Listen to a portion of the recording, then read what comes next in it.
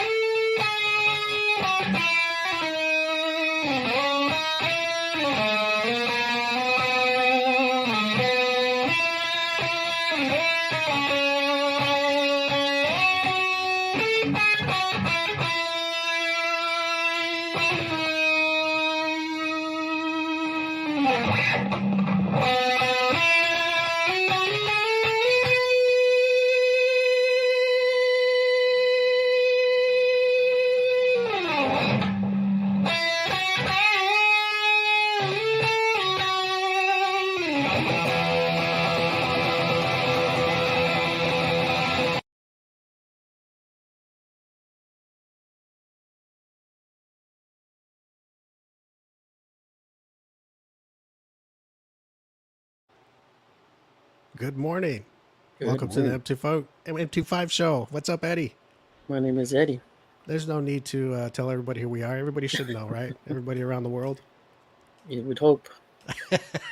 Well, just in case, Eddie's here and myself, Steve, and we're doing a special show today, right, Eddie? A special tribute. No, it's not a tribute show. It's a tribute. Special show. Yeah, special show.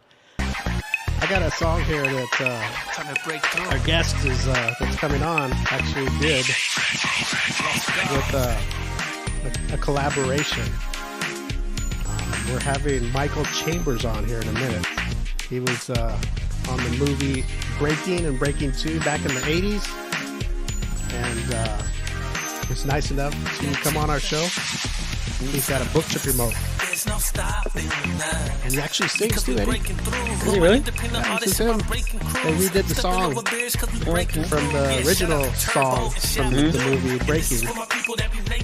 They did a remake kind of, but he's singing it. He's doing a lot of stuff, Eddie. And many talents. He's a dance teacher, artist, comedian. Says he's a comedian too. Really? Yes. Does it all. There he is right there. There ain't no stopping us. Ain't no stopping us. No stopping. Let's make the whole world better. It's time, let's work it out. Na na na na na na na. Na na na na. What do you think, Eddie? Pretty good. All right. No stopping us. All right, he should be on here in a minute. We're doing a special show today. It's not a tribute show, Eddie, because you know everybody's alive and good. And I wish Alyssa and Alberto could be here, but they're on special mission, Eddie. Paying tribute to the old school dance. Yeah. Do you think Alberto used to break dance in his day?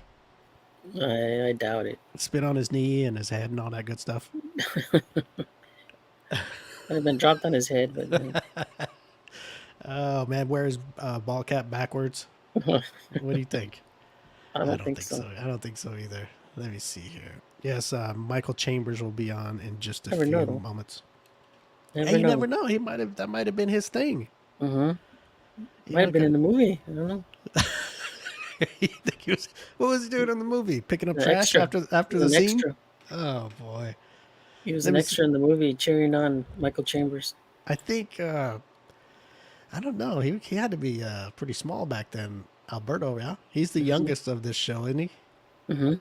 So 84. How old do you think he was in 84? 84.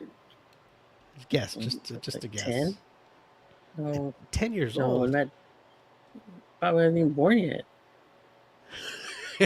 84, because we figured out our ages before, remember? Mm-hmm. And we know he's the youngest. So let me see. Yeah, he might have been just He might have born. been like 2 or 3 or 2 something. or 3. Because, I'm thinking, how old was I in 84? I was probably 45. I was 8th grader. Whatever. How old are 8th graders? 15, 14? No. 15, 8th grade is 14, like 12, 13? 12, 13. Okay, let's say 12, 13. And how much younger is he than us? Like I 10 forgot. years. Is he 10 years? He's like 40 something, right? 40, I don't know. 44, I think we said. Okay, well, if he's 4, 5, 6, 7, 8, 9. Okay, but 6, so... Yeah, he was just a little guy. Yeah, he was just a little guy. Yeah, well, maybe he was... maybe parents were rolling him around on the ground and all that, helping him out. Okay, well, we're having a special show today, and our guest has just came in the waiting room, so we're going to pull him out now, Eddie. All right. Michael Chambers. I'm very excited to have him on. Huge fan of this man. And to have him on our show is an honor. He's got a book he wants to promote, and we're going to do that full force today, Eddie, okay? Okay. Okay, we're going to bring out Michael Chambers. Hello, Michael. Hello, gentlemen. How you I'm doing? trying to adjust. Good. I'm trying to adjust the lighting. Can you see me? Yeah, Yes, we can see you. Right on. Yeah, How there's do this thing. Sometimes my friends would tell me, I thought I saw an eclipse, so I need light. I wrote it myself. It's just the way it is. How you doing, Mr. Impro? How you doing, Eddie? Good. How are you? Doing good. Good. Thank you and the staff of M25 show. Let's get this started. Yeah, we were just talking before you came on about all the stuff you did, and we were saying you're also a comedian, and you just showed that a few seconds ago. Well, make it very short. If you really look at the movie Breaking, Yes. the Israeli film company, Canon Films, Menachem Golan, UM Globus, they wanted to make a movie, go big, right? So when they saw Flashdance, they said, okay, we're going to go and make a movie with the real dancers, not actors. So instead of Spike Lee or a black production, I have to give respect to my Israeli brothers and sisters in entertainment who took a chance to give somebody that had talent a break, and it's just the way that it is. I mean, at the end of the day, this equality thing for me, it really resonates because I would not be in this interview if it wasn't for that Israeli film company, Menachem Golan and Canon Films. So with that being said, I'm hoping that the new generation opens their mind and start working with their brothers and sisters of different races, because at the end of the day, we all matter, right? That's right. Exactly. Yeah, it's very true. So yeah, at that time, if you look at the movie, it was not scripted. So they realized very quickly, wow, we have talented dancers, and they're not Stanislavski or they don't have the Meisner technique of acting. So we need to figure out how we're going to do scenes, right? Okay. So what happened was a couple of people said the best way we can get these guys to look real is to put them in the situation and write the lines right there, on spec. And so we were put in situations kind of like Carol Burnett. They put us in the situations and they let us improv it. And then the writers were very creative because we were moving so fast as the production was, the cameras are rolling and they were trying to reach their dead end so that they didn't go over budget, right? The thing is, they were like, okay, you know what? These guys are pretty on it. They put us in a situation, gave us dialogue. Whatever worked, they kept it. Whatever didn't work, they said, okay, let's just go to the dancing. So if you look at Breaking, back to the comedy, all my comedy was improv. Every single comic line or reply that Turbo did was improv.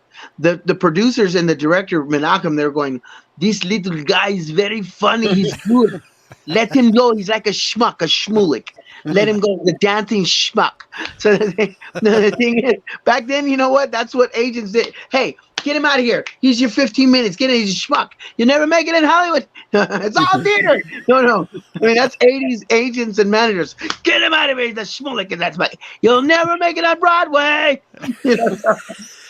One single sensation. Hey! Get him out of here. No, so down the door. So my comedy was there. That and was it just all got improv? better. That was all It was all improv. Huh? improv, but look at where I'm going. Most improv, like the improv, Pauly Shore, all the greats. If you're a comedian and you improv it, you get better at it. You're pretty good, right? Yeah. Oh yeah.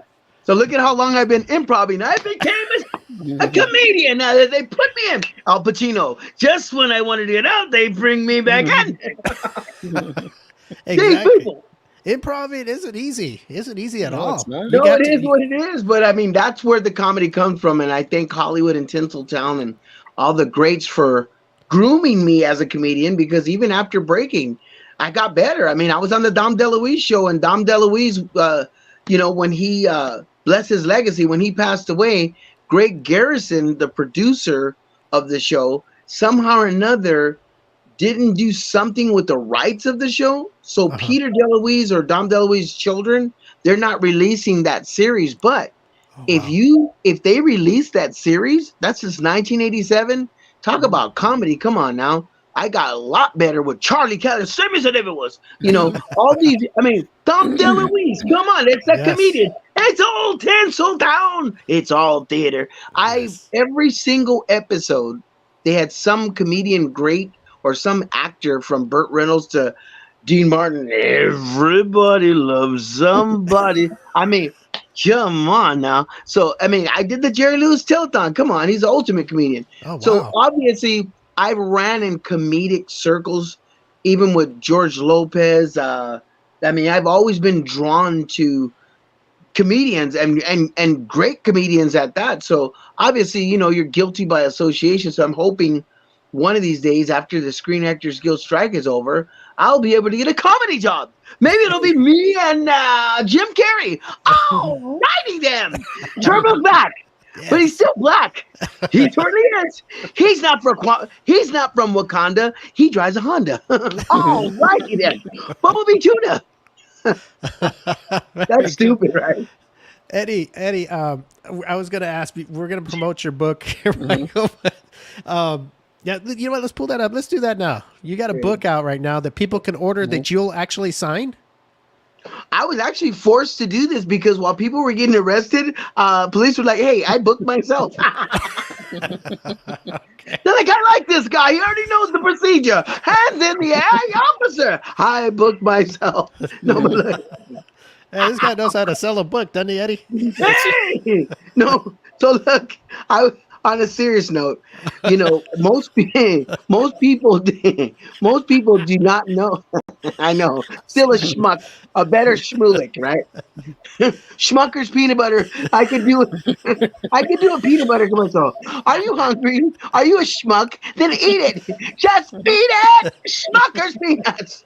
Here's your time. Bada bing. Get out of here, schmuck. So look, the thing is, he does commercials too. Yeah, you gotta do it. It's all theater. So look, while everybody was reinventing themselves, I found myself during COVID in my artistic bubble, like somebody that I taught, Mr. Jackson. I mean, he was always no. Michael was always off the streets, not in the clubs, not making it rain. He was always working on his craft. So obviously, I learned from somebody very great. What goes on behind closed doors shows up big on stage, and so. All my free time, I was always, working on something as an artist, and something clicked. I was like, wow, you know what? Everybody's talking about the broom. Everybody's talking about breakdancing in the Olympics. I was like, it's that little music from Alex Trebek Jeopardy. Doo, doo, doo. I was like, wow, you know what? Maybe I should revamp and repackage myself. So this little Boogaloo Shrimp Clean Sweep, yes, by Hudson Publishing, Arthur Chris Dudley. The thing is, this was kind of like going back to the beginning of what Boogaloo Shrimp's life was, and I mirrored just inner city kids who have a problem with cleaning their room. If you go into this book, Boogaloo Shrimp goes on a journey, and he's trying to get motivated to clean his room, and the way that he has a clean sweep, he may not have a lot, but he has a lot of character, and his dignity is in cleanliness. If you notice, he has a boom box and a broom, so he cleans up to make his mother and his father happy. And also, he did such a good job, it does a tribute to the Olympics in Paris. If you look at this page right there, see it? Mhm. See it? Cool. Oh, yeah. Bonjour, c'est toi. The Olympics is definitely in Paris, and so I wanted to capture that. You see the Eiffel Tower? Let's see. I'm gonna try to do this. See Yes. that? Mhm. Yes. See it? Yes. Yep. If you really look close, in there's a tribute to the late Shabadoo. There's Yes, a I saw tribute to well, he's right there in the window. He's going, "Hey, Mike, can you come out to play?" And I said, "I got to clean my room because Dad and Mom want me to clean." So once again, my book wasn't just a book, but I tried to be theoretically correct by letting people know my other credits. As you guys looked me up, I Mhm. made it easy. We put other credits. There's me breakdancing. Some people forget that back then wait, here we go. We're right there. See that picture? Yes. Yes. I Mhm. see you. Some people forget this. What makes me myself, the late Shabadoo and the California street dancers different than New York? This was Hollywood, Tinseltown. All the studios were here. It wasn't Broadway, so it was a different machine. We Mhm. had to be a triple threat, like the Nicholas brothers and Sammy Davis. They had to sing, dance. I mean, you had Fred Astaire, Gene Kelly. Back then, old MGM and artists, you had to Martha Graham. You had to sing, dance, and act. So the Mm. thing is, we never lost that. So we were kind of following the tradition of the Hollywood Tinseltown muscle as a dancer, choreographer, actor, whatever. I mean, an audition is it, right? If you're a triple threat, you're getting a job. So Yes. for me, myself, and a handful of Screen Actors Guild veterans, we all decided, okay, we're going to add to our talent that we mastered and expound. Instead of just doing one dance, I found myself doing point in a ballet studio with Tony Basil. Oh, Mickey, you're so fine. Just Yes. because I wanted to strengthen my toes and my feet and understand that style of dance. And it's interesting because in the movie Breaking, if somebody goes back, Yes. we filmed at the late Debbie Reynolds studio. Debbie Reynolds is Hollywood royalty of that dance kind of genre, right? Big musicals. So the Okay. thing is, when I came from the streets to a ballet jazz, very A-list dance studio, I became an intern of whatever was going on. So while everybody was chasing extras or at the craft service, I was watching the ballet dancers' feet. And Okay. sure enough, it shows in the movie Breaking because everybody was talking about, look at Turbo, he's on his toes. I mean, Yeah. literally, there's a poster where I'm on my toes, Mhm. and you could see me working my craft. I mastered my style of animation and robotics, but like Michael Jackson added dancing the robot, Bob Fosse, Gene Kelly. He put everything together and made up his own style. So while I was teaching him, I was teaching myself to think out of the box, not just breakdance, not just b-boy, but learn as many dance styles that I personally liked. Because Yes. usually when it comes to art, if you love your art, you're going to be the best at it, right? So I was always fascinated with how the gliding could be more smooth. So if you see me and Michael's orbiting and our floating and the gliding, it's Yes. kind of really close to the grace of a ballerina. You know, well, we tried to get that close to it. So obviously we're in a different category, but you see where I'm going with this? I I do. was studying dance in real time while I was on a production.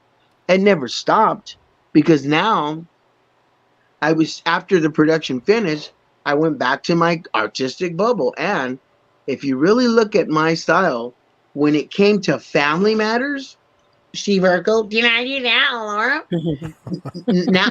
Now, when people see the robot, the robotic family matters, this thing. Wait, where is it? Where you are here. Oh Laura, yes. Oh can I yeah. do that? Steve, I be so lonely. I could die. Warner Brothers presents Family Matters. Hey, big guy. Got any keys? Got any keys? No, but the thing is, when Warner Brothers decided to take a chance on a Terminator version of a robotic version of Steve Urkel, and I say that because Terminator 2, Arnold, the big movie, part 2, Yes. when he goes, Universal Studios, he goes. The thing is, on a big screen, Arnold was doing Terminator 2, and then the other studios were like, wow, man, this is a box office hit. So Warner Brothers said, okay, look, we got to do an episode with Steve Urkel. Steve Urkel's a scientist. We need a Steve Urkel robot, robo nerd. So when I came to the audition, they pretty much told me this is exactly what we wanted to do to actually get the Nielsen ratings, because it was never done on Family Matters. So they wanted a robot version of Steve Urkel. And it worked. I mean, the ratings went up the roof. It went up the roof. And at that time in my life, my brothers, that's when Turbo became the man. Because usually, even in martial arts, you're a student, you're a brown belt, you're this belt, but then you become a grandmaster. The thing is, for me, I became a grandmaster of my own art. Michael Jackson and I, we grinded in 84 and 85, and then he went to orbit doing what he does the best. But I went on to do other things, and I mastered by 87 and by 1991, when I did Family Matters, I literally had mastered my own style that was totally different in New York, totally different in Soul Train. I mean, I literally made my mark with doing the robot, because being in a costume, it was my own theatrical thing without CGI or a mocam. They just put me in a suit. And so when you see that episode and you see it over and over again, you could see how much time in those years from 84 and the 90s, how much time I spent on perfecting every single detail to become kind of like a Robro, like a little kind of like Clash of the Titans, kind of, some sort of, hyper boogeyman. So yeah, I had to share that with you, because I was always studying, and like this book, while everybody was doing their thing with COVID, I didn't rely on a manager or somebody to do something for me. I was like, okay, these days I'm going to try to do something for myself, because at the end of the day, the responsibility falls on me, right? Yes. But it wasn't selfish, because I realized in this book we lost the pioneer, Adolfo Quinones. Yes. Remember, it was us? Yes. He passed away. We lost Electro Rock, Bruno Falcon. I put him as a tribute. I did my own tribute to him. See him right there? Yes. Right here? That's Bruno. Pop and Taco, yes. Pop and Taco, we lost him. And for the record, if you look, that's Poppy Pete from the Electric Boogaloos. Poppy Pete's right there. Poppy Pete. See, here's Poppy Pete. Yes. And this is a loose tribute to the Jabberwockies. See this guy over here? Mm-hmm. We got permission from their managers to kind of do like a little loose. See the Jabberwocky? And then here's the thing for frats. When you look at the Eiffel Tower, where are we at? That also takes talent to hold a book and get it right. Well, I know on camera. It's all theater. Okay, so you ready? It's here. So let me go here and then there. Right there. Okay. That's Marcel. See him? Yes. See him with the top hat? Yes. You see the Eiffel Tower? Yes. Now that was very important, being that the Olympics is going to start next year, in 2024 in Paris. Voulez-vous coucher chez toi? Bonjour, merci. People forget the art of popping didn't just start on some street corner, some cardboard. It started in France. If you look at Marcel and mimes, yes, the miming and all that storytelling was lyrical, because Marcel was telling stories with his hands, right? Somewhere along the line, when people were doing productions and you see street performers with the white gloves, if you go back to the 70s, poppers, people that were popping use white gloves. They still do it sometimes, but my point was this. As an educator, I started going back to our roots, because that's where the art of that's where art gets its respect. When people realize, okay, this has validity, it's not a fad, then you're in some sort of Hall of Fame, or you get some sort of star or some sort of trinket, or maybe, something that validates all your hard work of your life, right? Mm-hmm. So for me, I realized very quickly once Adolfo and Papi Taco passed away, I had to step it up and be an ambassador, a historian, in all aspects. So I pretty much have been an educator for quite some time, and matter of fact, I got validated a lifetime achievement award by McDonald's. See McDonald's? Oh wow, look at that. McDonald's, I'm loving it. They're like, eat it. Do fries. I'm like, excuse me, what? Do fries go with that shake? Well, yeah, put the music on. Shake that thing. I guess it does. I'm loving it. No, but Oh my see goodness. that? That's cool. That's McDonald's Tri-State, New York. So McDonald's gave me a lifetime achievement award once they realized that I wasn't a schmoolik, that I wasn't selfish. Once they realized that my dance and what I was about was putting it out there, but actually helping other people than myself, then it became very clear that whether it's the book or showing up or whatever, I mean, me being an educator and helping edify other people and, like a cause. I mean, the street dancers and the whole hip hop thing, we weren't the 90s. I mean, not putting the 90s down, but every genre has their theme, even rock and roll. You got alternative, you got metal, you got goth, and the list goes on, right? Well, with hip hop, we were kind of like the new wave geek. I was like I was kind of like this guy, a Negro version of Napoleon Dynamite. Gosh. Okay. He's like, no. If you really think about him, he was like a dweeb, a dwerg. But guess what? They rise. It's like, I always loved this movie because Turbo, look at, he's a black guy with a jerry curl from Coming to America, a bandana from Karate Kid, dancing on Venice Beach with surfers like a wannabe Tony Hawk. I guess if you think about it, that is kind of funny. Dude, that's like totally, come on. And then in LA, South Central, come on now. They're like, that is this screaming dork, dweeb, reject, right? But the thing is, the good thing about that, being outside of the box, it was like I fell into this category of hip hop, and I always go back to Woodstock, because Woodstock had Jerry Garcia, you had Joni Mitchell, you had everybody that went up there and became great, right? But they were all different.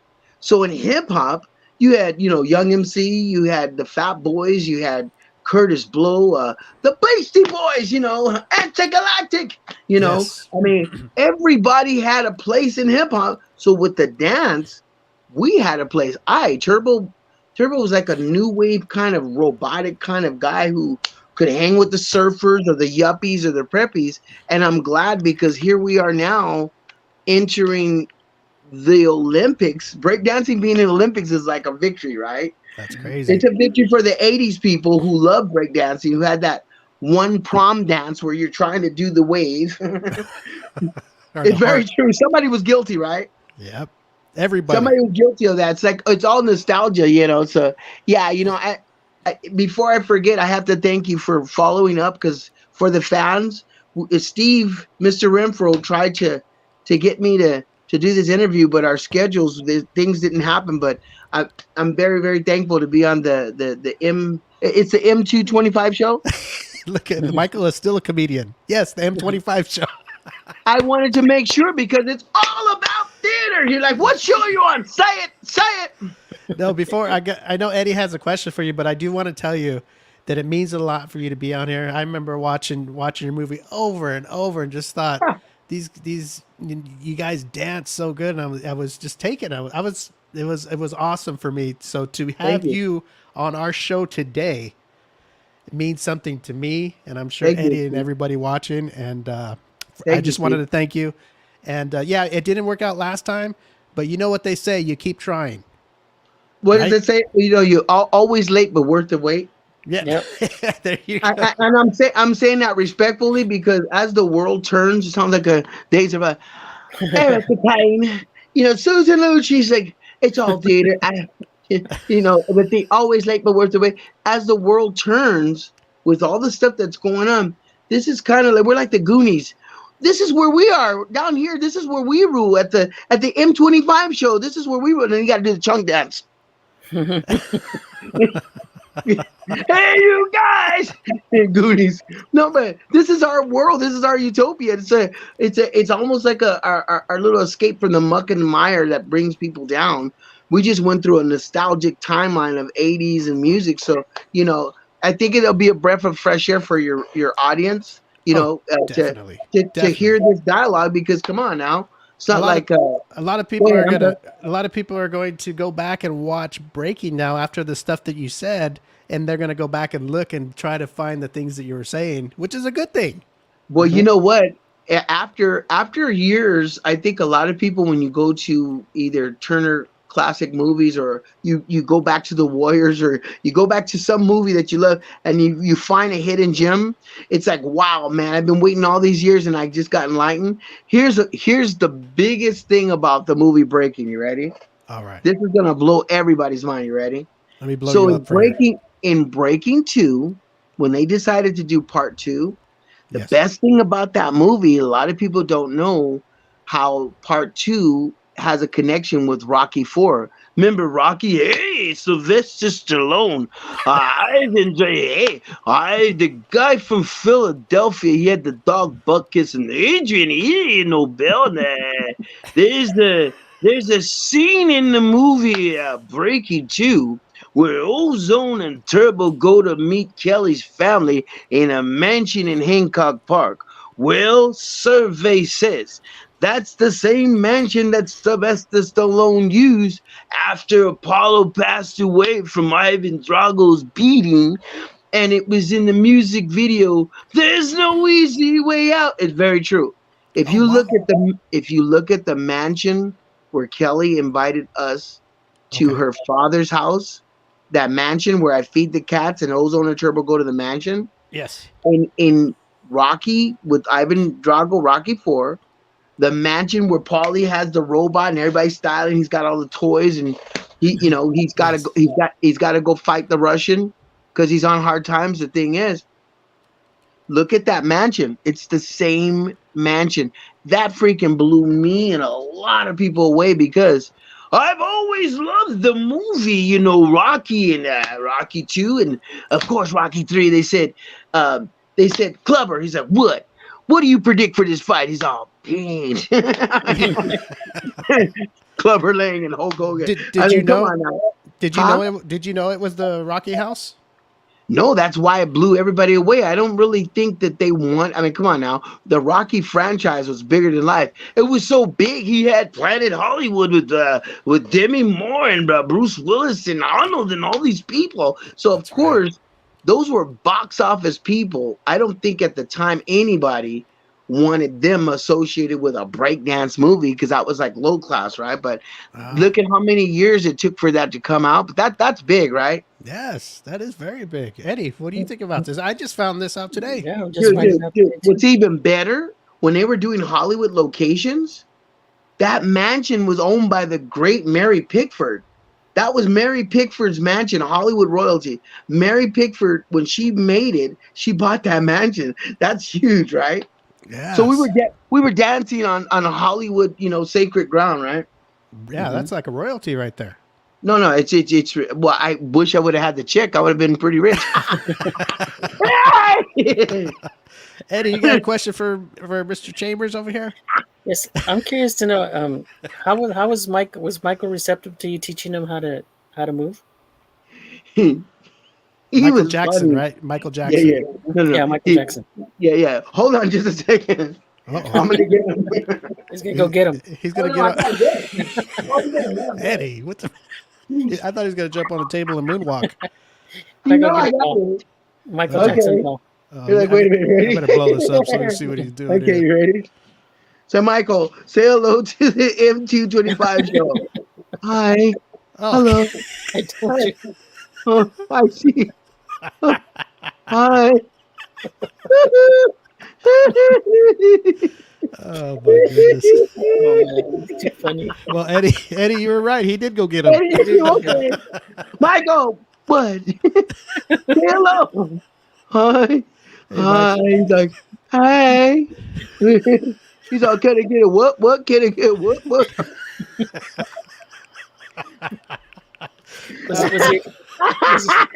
I had to do it. Was he a quick learner?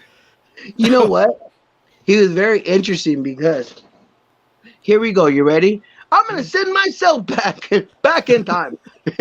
So like, Let's do it. when I got with Michael, I did a Channel 7. Paul Moyer did a segment on things that were happening in LA on the streets of Los Angeles. There's a new dance craze coming out, and so Paul Moyer saw the kids dancing on Hollywood Boulevard, and I was one of those kids, dancing against people on Hollywood Boulevard. And then Hollywood Boulevard, right where the Kodak Theater and where they do the Oscars, that was like a way station of every subsidiary county. You had LA County, you had San Fernando, and then you had the Valley. Total Valley dudes, man, just coming in to just see what the lights are about, man. They're like, dude, man, how are you going to get some metal spikes if you didn't go to Flip of Hollywood or Whiskey Go-Go, man? Or like, yeah, man. They're like, yeah, dude, I'm going to hop on Mulholland and just go over and see what's happening, dude. So, no. All those guys from the Valley, Tom Petty, it's a free world living in Reseda. No, those guys came over from their side, and then the homies from East LA are like, ugh, somebody's pop locking over there. Let's see him. Call Chewy. So we had surfer dudes from like the Valley, like Bill and Ted's like, whoa, this is most awesome. Like, wow. You had the Valley people, you had the essays like, orale, man. And then then you had the homies, this is the way we roll. What? We have Felicia. What y'all finna do? Y'all gonna pop like your breakdance. I wanna see it. So we had all these people on Hollywood Boulevard. I'm like, wow, this is a Beatles song. All the lonely people. Where did it come from? I was like, Paul McCartney wrote something about this, didn't he? Yes, he did. Yes, he did. What's it like? So I was like, dang, this was smorgasbord of schmoolix. So Everything. Everybody. It was even an Albanian dwarf. Oh. He's like, I got you. He's all, can I get a what? He's all, you better check yourself before you wreck yourself. We're like, dang. And he didn't see him anymore because he had a passport and he went back. Oh man. LAX, he's like, bye. You guys got served. So the thing is, we're on Hollywood Boulevard, and out of all those people, somebody said, hey, you know what? Michael Jackson, you need to see this guy. And sure enough, when they rewinded that segment for Michael Jackson and his family, the thing is, somebody in Michael's camp reached out to me, and I think it was a grip or a gaffer on that Channel 7 News. They were like, get this dude, man, because we were just underground. I was green. I had no agent. I was on the streets. It was just prime for somebody that was already a millionaire and a worldwide performer to learn something to become his own. So with that being said, you said Michael Jackson. We're like, okay, well, we got everybody, and everybody who didn't live under a rock knew who he was. They said, Mr. Jackson wants you to come to his house. We're like, for what? He's like, well, for him to see what you guys have to offer as far as dance. So we're like, okay, must be pretty good, because we don't have jobs in TV or film. But if Michael Jackson's asking us to dance for him, then we must be pretty good. So he pretty much validated us. Yeah. We're like, wait a minute, we're getting ready. Mr. Jackson wants to see us. I mean, we kind of had like street cred, like, excuse me, the Jacksons want to see us. So a lot of the dancers at the time were like, whoa, the Jacksons want to see them. And them was me and Poppin' Taco, Bruno Falcon. Yes. Him and I had two different styles, but evidently in that Channel 7 segment, the Jacksons saw something in me and Bruno. So we found ourselves there in Encino, California, off of Havenhurst at the mansion. Michael was still living with his mom, so were the brothers, and they were getting ready for the Victory Tour. So while the brothers were they were all famous. Michael was the star, but everybody at that time knew the Jacksons were a famous group. When he branched out solo, he wanted to let everybody know, I'm the star. But at the time, Joe Jackson was like, no, you're the lead singer, and this is our group, which was the franchise. But Michael was like, I want to go solo. So by the time, well, of course he did. You know how he's like, Joe, look at me. I want to go solo. So he's all, look at me. So, what did I say? And he's like, I love you. But yeah. So while we're dancing, he pulls me to the side and says, "I want to rehearse with you." I go, okay. So he goes, "My secretary will call you." Sure enough. Just before the victory tour, I found myself with the man. I mean, him and I were in our own. We were at Hollywood Center Studios in Santa Monica. The thing is, I mean, well, Santa Monica Boulevard. Well, Hollywood Center Studios is off of Santa Monica Boulevard. So the thing is, that's for all those people who Google and do the map quest and on. Oh yeah, it was correct. So the thing is, we're in a studio and we're practicing, and that's when I realized, wow, this guy is meticulous because he had me going over and over and over the same step. Yeah, please, just do it again. I'm like, I was getting bored. He goes, just could you? And you know what? Here's the thing for the fans. If you ever see the video, jam, it ain't too much, it ain't too much for me, jam. I mean, when you see that video with him and Michael Jordan, Yes. that was actually kind of like our sessions because Michael learned that video thing with him and Michael Jordan from our sessions. The thing is, he didn't look that awkward like Michael Jordan because Michael Jordan's a basketball player. Mhm. But if you see Michael when he's going around and teaching Michael Jordan how to dance, Yes. he kind of mirrored our sessions because he didn't really have to do much, but he was looking around from that angle, like the video. And Michael had a camera. I mean, he had a director's eye, so he knew to get the whole angle, front, back, side, all the. Remember early sitcoms? They had 3 cameras. I Love Lucy, a lot of the TV shows, the Honeymooners, they had the 3 camera setup, right? So that they can get all different angles. So Michael was like, okay, you know what? I got to see this step from the front, from the side, and from the back. And so he was going around, just do it again. But I realized he was looking like a camera and he was getting different angles of how my feet were moving so that he could master it. And I tell you, it's amazing because eventually, and this has been a thorn in my side for years, people have been giving the credit to Jeffrey Daniels, Shalimar, Jeffrey Daniels. And I mean, I wish I had a violin and to do it over because it became a sad story because obviously even in martial arts, if you were taught by Jet Li and Bruce Lee, you don't even have to give them credit. They would see it in the student style. So I learned, I taught him certain techniques and it showed in his performance. Duh. So the thing is, Jeffrey Daniels was not a master popper or an animator or a robot guy.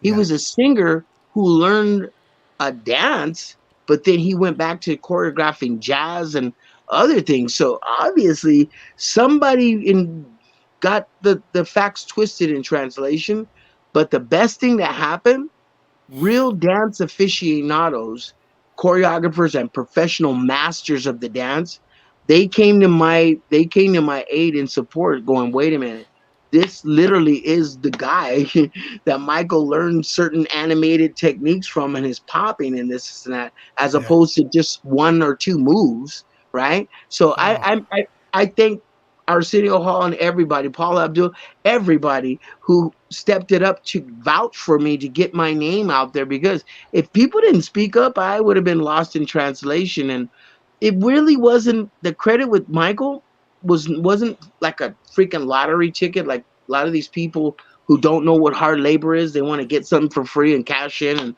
live the life of the Kardashians or Jersey Shore. The thing is, life is not that easy. You got to work before you grind, right? So for me, all those years of paying dues, talk about a star or a badge of honor. To have my first student be the king of pop, that's like that's a pretty nice heavy credit for your resume, right?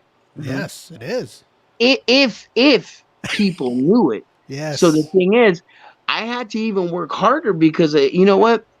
I just thank God Almighty that I didn't stop, because I could have been bitter like some artists. I could have been one of those people like the sad sack. Oh, I remember back in the day, I was teaching a moonwalking guy and I didn't get credit. So, and, I missed my 15 minutes. So I'm going to get a harmonica and it goes something like this. I roll it though. backwater chicken eating. Oh, I was wrong. No, it's like a blues singing Shmulik who had his 15 minutes of fame lost, right? Woe was me time, right? Yeah. Mr. Woe is me. Yeah, I I'm was just glad, huh? I was gonna ask you about that because yeah, I know I had read stuff that Michael Jackson was your student, and I mean, I didn't know this, not till I read about it years later, and Yeah, now I that think you look at his dancing, you the could thing that see the thing you that in him.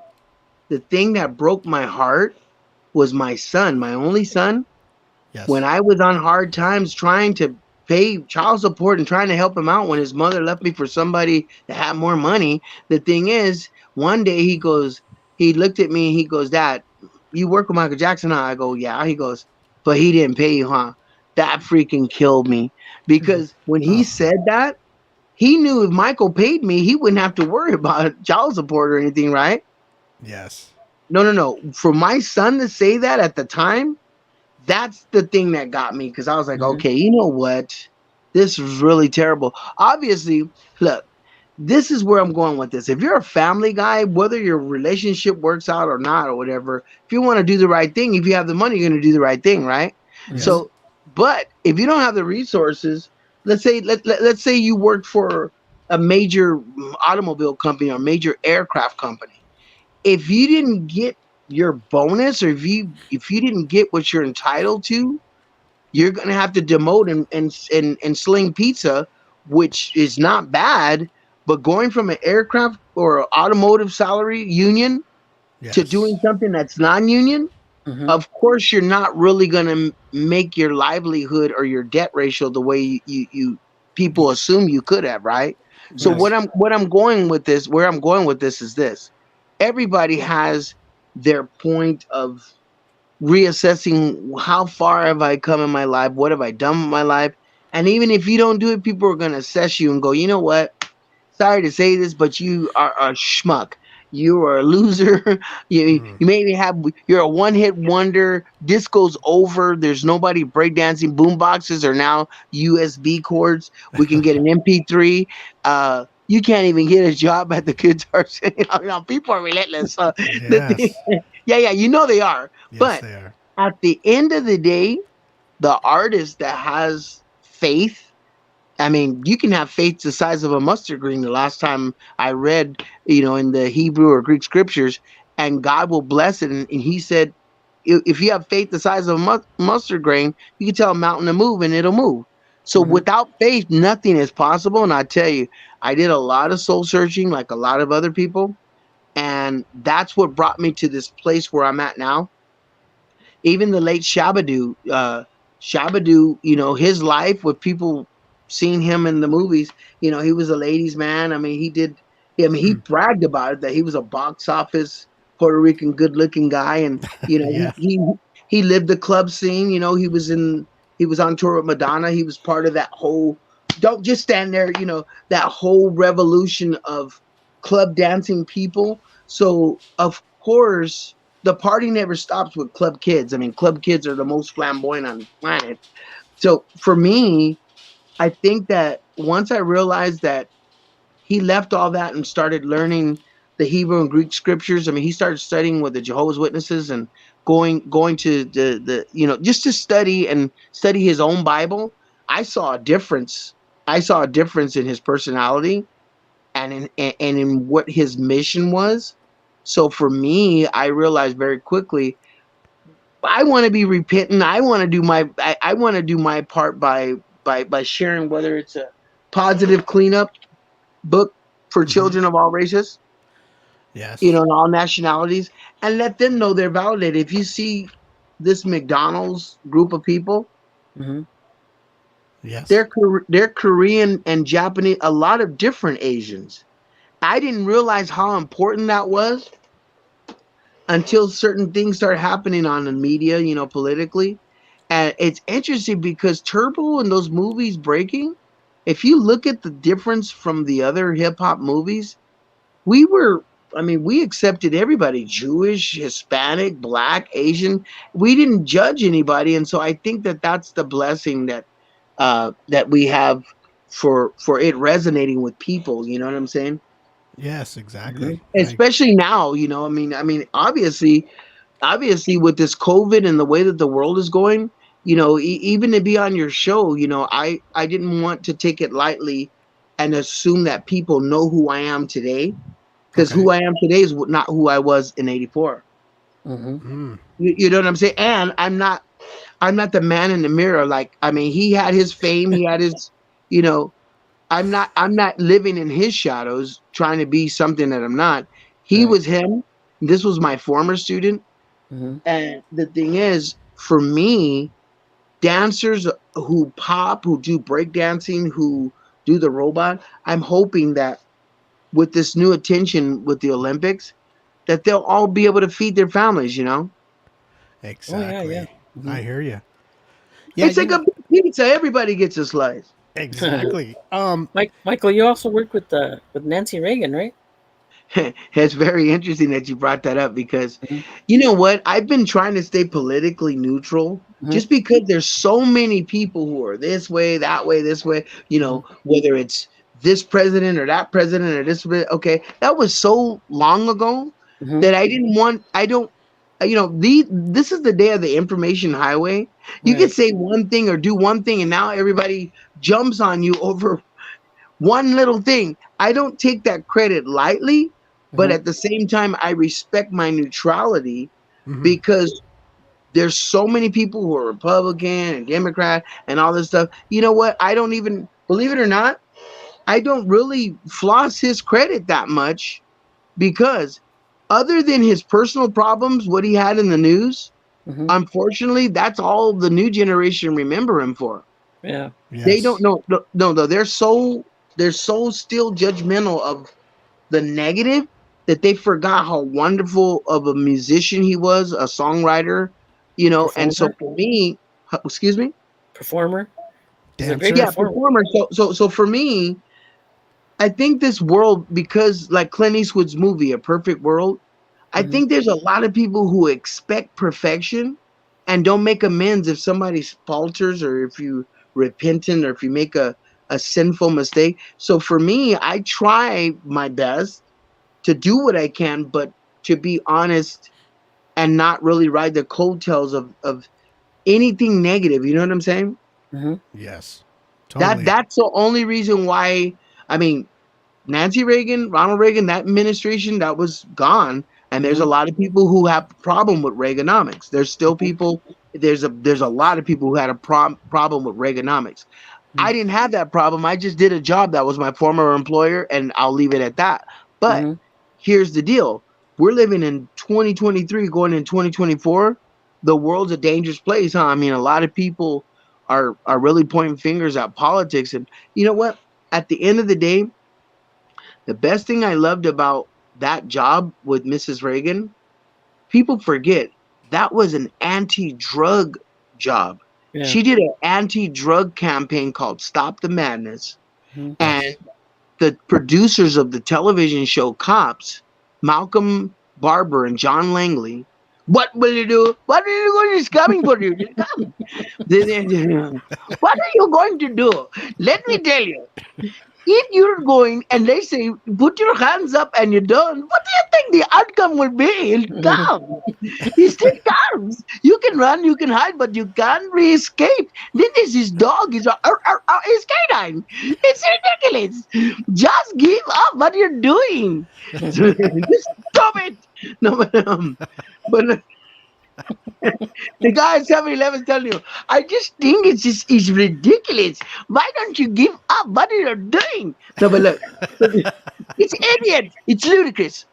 It's stupid. No, but look.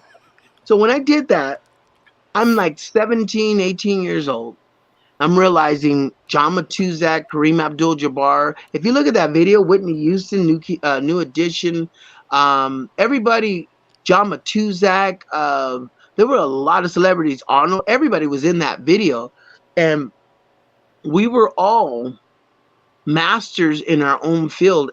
and invited to do that video, that anti-drug video. And it's interesting because it accomplished what it needed to at the the Entertainment Industries Council. They screened everybody who was in that video to be part of it, who were A-listers.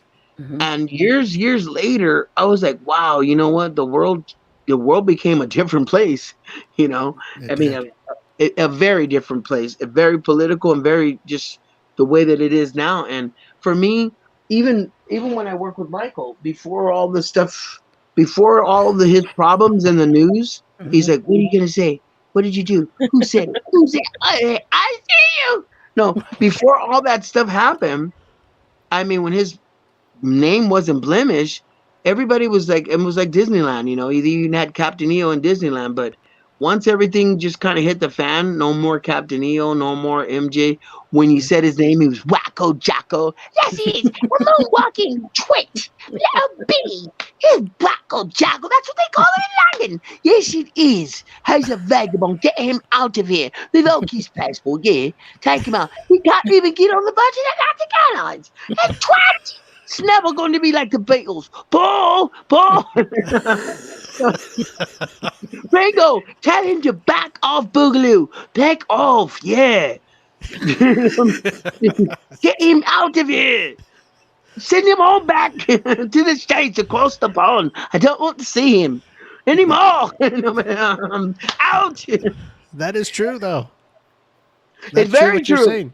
Yes. No, so obviously, between that and the political thing, here we are. You know, I mean, obviously, I'm trying to be as neutral as possible, and you know, I believe in the God of Abraham, and you know, I believe that we all have humanity connected, that we're just different shades of love, meaning because we're all just children on this one wonderful planet called Earth.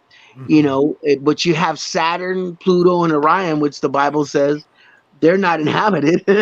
This is where Genesis and Revelations, you know, began. So until we know what God has planned, you know, I'm trying to be, you know, the united soul brother. Right. Hey, what do you stand for? I'm a united soul brother, man. I mean, bust my carrier, Rocket Man, burning up his fuse up here. Mars ain't the kind of place to raise your kids. But they did it. They did have Martin the Martian. I thought, my nebulator. Michael, where did the Boogaloo shrimp name come from? Good I question. love it. You ready? Here we go. Now look. Go back in time. Let's go back to Ringo Starr across the pond. Look it. Ringo Starr had a song called Back Off Boogaloo. James Brown had Boogaloo down Broadway. Celia Cruz had Do the Boogaloo. So Boogaloo was a form of dance. Some of those 60s vinyls, there's people say do the Boogaloo, do the funky Boogaloo. It was a dance, it was a form of expression. So it was used in songs and in dance and in circa 60s, right? So by the time I got my name, my family was from Louisiana, Baton Rouge. And so they were French Creole, you know, I mean, a lot of the French that came to Louisiana, born on the bayou, kind of like Adam Sandler, Water Boy. Hey, we're Raging Cajun. Yeah, he was on the bayou. You know, a Forrest Gump. Bubba Gump, all kind of shrimp, Bubba, on the bayou shrimp. My name's Forrest. No, the thing is, everybody on the bayou Raging Cajun, you know, they were French. They speak Patois. They speak French. So the thing is, Boogaloo is part of French Creole jazz. If you listen to Zydeco Blues and the Boogaloo, there's some records that have that name. And so obviously my name has more roots in my culture. Okay. So when people were dancing in ciphers, like Soul Train was a cipher, remember? Soul Train, people would go down the Soul Train line, or the American Bass Dance, Dick Clark, they would go and dance and showcase. Yes. The thing is, people would chant, like, what are you going to do? I'm going to do the robot. Well, they would chant, Boogaloo Shrimp. My name was Shrimp. My nickname was Shrimp. But when people asked me, or they wanted to fish me out to get me to go out to the dance floor, when they asked me to do that, the thing is, they would go Boogaloo shrimp, and I'd be like, okay, here I am, and I would go out to the dance floor and do my shtick, right? Well, my sister, she ended up hearing it so much that she got me a jacket that said Boogaloo Shrimp. Mm-hmm. And everywhere I danced and everywhere I went, my name resonated. Who was that guy? Boogaloo Shrimp, Boogaloo Shrimp. Later on, it even had more meaning because my family worked for Vandenkamp Seafood, Chicken of the Sea. Okay. So you Charlie Tuna. Hey, Charlie. Sorry, Charlie. So the thing is, that was aqua, kind of aqua oceanic by the waves, dude. So the thing was the waveage. So we were kids by the bay, by the Los Angeles County Bay, not San Francisco. And growing up by the seaport, my name became more tailored with my style. So if you saw me doing waving or doing anything kind of liquid, I mirrored the ocean and a lot of the biology, the marine life, how eels and how they move. I was mirroring stuff that I would see. So it just became part of me. Boogaloo Shrimp. Interesting. Boogaloo Shrimp. Good question, It's very Eddie. true. Very good question. I have a question too. Yes, sir. Poppin' Taco. Yes, sir. I read some stuff. I read a lot about you and stuff, and I read a story, and I now that you're here, I want to ask if it's true. That did he come and pick you up and take you? I don't know if he took you to his home or he wanted to bring you to the dancing scene. And I heard a story about this. I don't know. I commend you. That's loosely the truth, but this is exactly what happened. You ready? Okay. So where we live. I lived in a place called Wilmington, California. Okay. And if you look on the MapQuest, Wilmington is a neighboring city to Long Beach where he lived. And so there was a bridge, a Vincent Thomas Bridge that separated us, Wilmington and the Vincent Thomas Bridge. I can go down Anaheim and boom, I was there at his house. So the thing is, I was dancing, but usually when a student is trying to learn something, if you don't get to a master, you're only going to learn from a mediocre student. So I was always trying to get higher learning. So I tried to learn from people in my own city, but I knew that there had to be something more. It was like I was searching. I was on like my journey, like Dora the Explorer. I'm like, I wanted to go on a journey, right? Or Indiana, Andy, dun, dun, dun, dun, dun, Dr. Johnson. Harrison Ford presents Turbo's back, and he's on a journey to look for the right beat and a boombox, the golden boombox. Hey! So the thing, no. So I'm on a journey to try to find other creative people. And this one guy said, look, there's a Mexican guy over there in the next city. If you could see him, maybe he'll help you with your studies. And sure enough, I went to a dance. They had a big thing, Uncle Jam's Army, where Egyptian Lover and all these great people were there. I think Dr. Dre was there too with the Wrecking Crew. Everybody was there. And so as a dancer, it was like a dancer's conclave. I was there, and me and some friends were like, hey, that's that guy we heard about. We heard about his name on the streets, Popping Taco. And sure enough, I happened to be wearing my jacket, Boogaloo Shrimp. Yeah. So at that time, there was a lot of street justice because there was a lot of people who were dancers that were not gang members, but they had gang members to protect them. So if you had a problem with one of their friends who was a dancer, they'd be like, can I call so-and-so who was a real gang member? And they were like your bodyguards on site, right? You needed to have, that's why I've always explained this to people who are like, why do you keep talking about the movie The Warriors?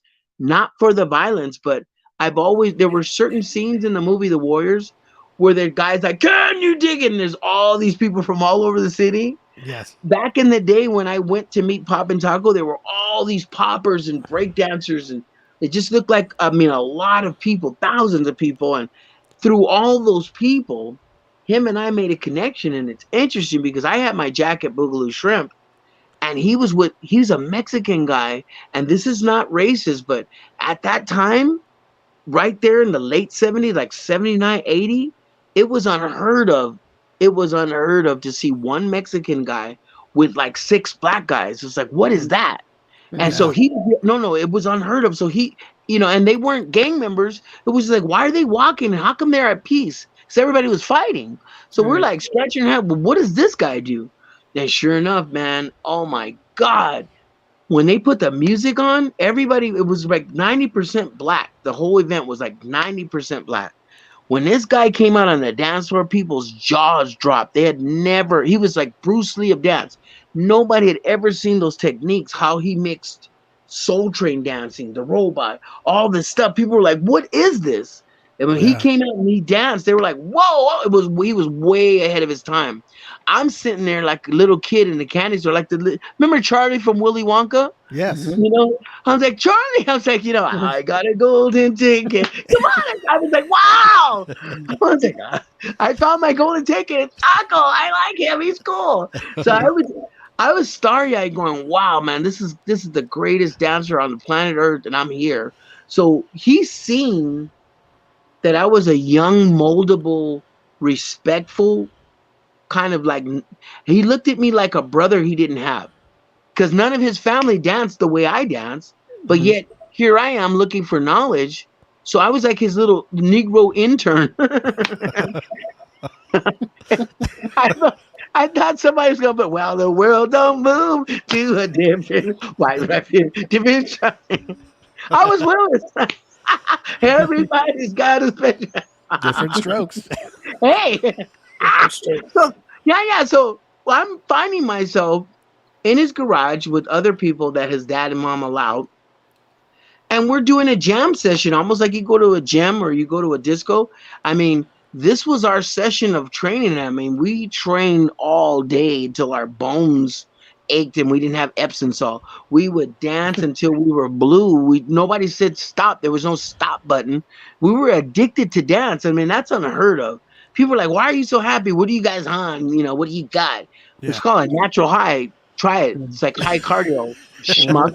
No, but it's because where we were from in the LA area, you know, and we were jovial and happy. They probably thought that we were on some good stuff, right? But you know what? With dance and wholesome activity, we were always on a positive vibe. So for me, when I got with Taco, he realized there was something more that I didn't know even about myself. He saw more in me than I seen about myself. So when that story came out about him picking me up, he would pick me up because instead of me walking or maybe catching a beating from somebody who didn't know where I was going as I was walking into a different territory, he would safely ask my mom and dad, can I bring him to my house? And my mom and dad would give consent like a guardian and allow him to pick me up in his car, bring me to the studio, and bring me back home. And they both know, my mother and father were very, very safe with it. While they were doing that, they allowed me to flourish as an artist. It made sense, right? Yes. Mm-hmm. But here's the golden thing. As the practice sessions were happening, if anybody remembers, there was no Motorola flip phones or beepers or whatever. This is when you had the green GTE rotary phone that was mounted on the landline. Yes. And there was really no answering service back then. So actually, if a phone rang, it was for everybody in the house, right? So yeah. Unless you had another line, which your mom and dad had the other line so they could hear who you're talking to. So yeah. Hey, get out the phone. It's my daughter or my kid. Hey, schmuck. You know, so the thing is, schmulik. So the thing is, we're dancing and one day somebody called and said, hey, look, are you guys available for a TV commercial? And I looked at Bruno's face. I'm like, what? He goes, dude, I think this is a job. I go, is it legal? He goes, well, you know, I mean, come on now. This is real talk. If somebody offered you a job, you have to ask if it's legal because you could be like a courier or some mule or in some sort of holding tank with this guy going, is it safe? Marathon man, is it safe? That is it. Let's go. What are you doing? Is it safe? You're like, no. The marathon man. Exactly. So or it could have been Serpico. Hey, are you a schmuck? Let me see your hands. So the thing is, I was like, is this legal? Is this legal? Because I do not want to catch a beating or go to jail. So the guy's like, yeah. So sure enough, it turned out to be a CBS commercial.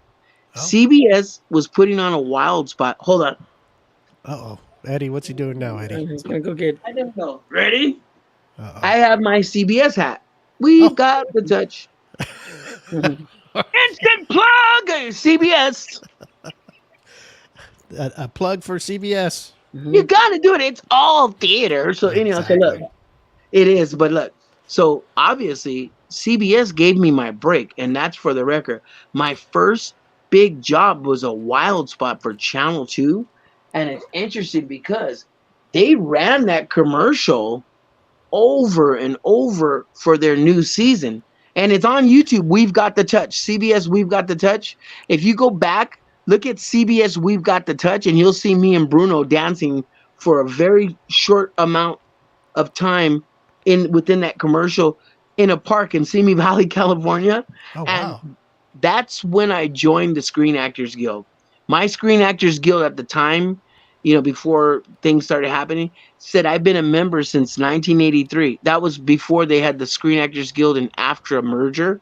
So Yes. every time I look at my Screen Actors Guild card, I remember that I made the choice to not do it for bragging rights, but as an educator, I went from the streets to the stage. I mean, come on now. If you're a union performer, you got union scale and double time, all the benefits of being a really serious professional, right?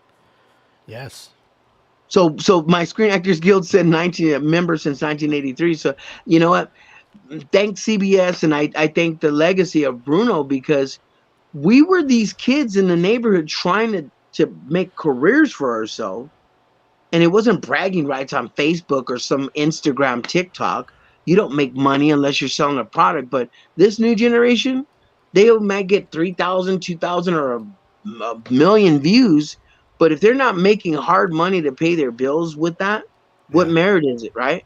Exactly. So for us, when we joined the union, to actually have a resume with certain credits, like what we were saying, especially with this guy, if he had his credit, and Lionel's credit, Lionel Richie, remember, him and Lionel Richie wrote, "There comes a time when we heed it cool. We are the world. Yes. We are the children. Running down and out. And it's ain't no hope at all, Tito."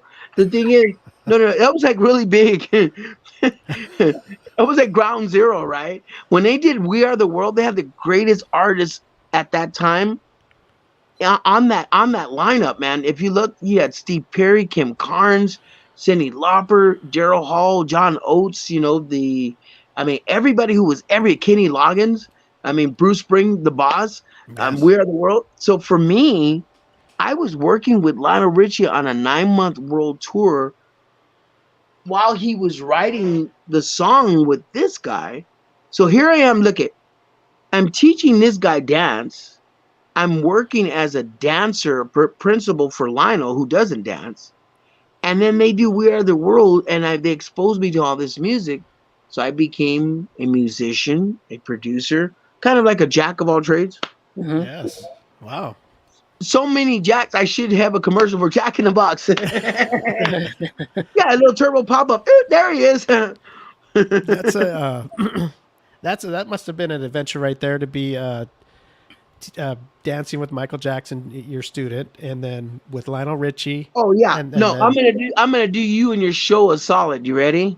Well, Yes. after I say this, when you get a chance, go on YouTube and look at Lionel Richie AMAs, American Music Awards, Moonwalk, Mhm. and it will show Lionel Richie on stage saying to the audience, "Wait a minute, I taught Michael Jackson the moonwalk."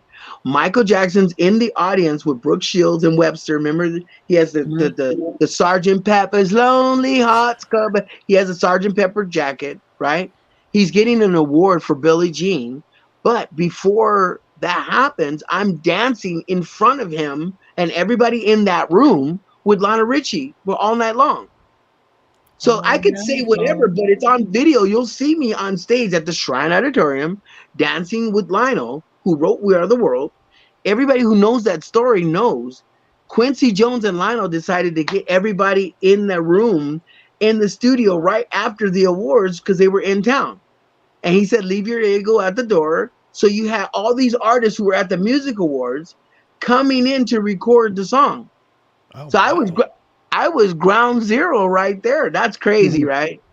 Dude, that's freaking phenomenal. I felt like a black Forrest Gump. Mama said life's like a box of chocolate. You never know what you're gonna get. There's some guy named Lionel, a moonwalking guy, Kenny Rogers, he's a gambler, and Sheena Easton and all these people and fancy cars and stuff. Mama, I'm coming home. Can you imagine? That's a good idea though. To have everybody in the everybody's there. What Dude, a it was better right there. idea No, to get them. the video's on YouTube. Look at the American Music Awards when Michael Jackson, uh, the American Music Awards, Lionel Richie, AMAs, and the video of what we're saying, you could see, man. And Lionel says, I mean, we got Kenny Rogers, I mean, everybody who was everybody at that time, legends, was in that room. But the connecting the dots with me and this guy, Okay. the mysterious one, I mean, he's right there in the front row and he's smiling as I'm dancing with Lionel. I mean, that's ground zero, right? The rest is history because that was the start of our journey, right? Yeah. I have to admit, before he had all his personal problems and in the media and in the courts and all that stuff, this guy, when the last thing that we worked on was he wrote the song for The Simpsons. The Simpsons, Lisa, hey Bart, Marge.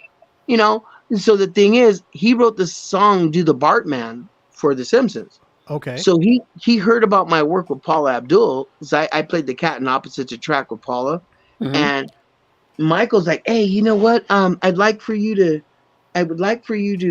work on the choreography for this new song. So here's the credit. Wait, where is it? Do you see that credit? Mm-hmm. It's in the book. Oh yeah. Michael Jackson. So Do the Bartman was his song that he did for The Simpsons, Sing the Blues, but he wanted me to choreograph it. So when I was invited to Neverland, that was a different session because now this guy, all the 80s he used practicing and mastering his popping technique, he got it on lock. But for the Bart Simpson choreography, he wanted me to kind of do something really cool for Bart. So there's a thing, if anybody knows about popping, there's a thing called the King Tut where we do like our hands. Mm-hmm. So I kind of Egyptian lover.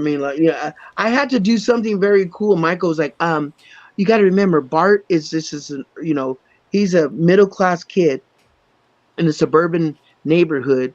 He's kind of a brat, but he wouldn't do something too ghetto. So I was like, So he didn't want me to do something that Bart's fans wouldn't agree with because he was not ghetto. So I was like, okay, you know what? So I saw the movie Grease when they did hand jive. Dun, dun, dun, dun. John Travolta. It's all theater. Paramount Pictures presents Grease is the word. Sandy, Danny Zuko, hey. So when they did the hand jive, that was a big dance back then, right?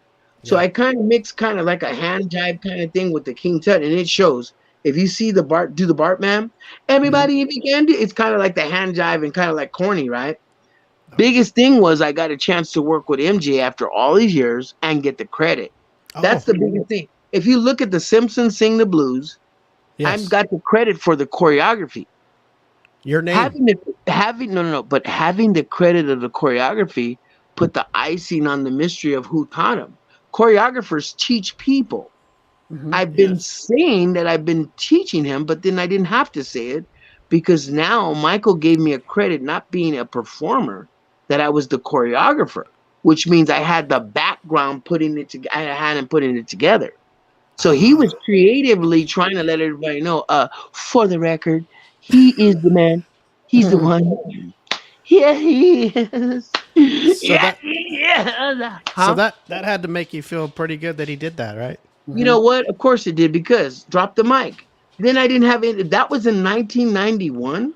So when I seen that credit, I didn't have to bicker or even go on any interviews and say, I was the guy that taught Michael and I did. There's so many people who are whining, I mean, obviously I'm not putting those people down, because if you're trying to feed your family and trying to live a certain lifestyle, people go to Pepperdine or Stafford or, Chariots of Fire. Dun, dun, dun, dun. Mom, I graduated. You get a degree to have a lifestyle.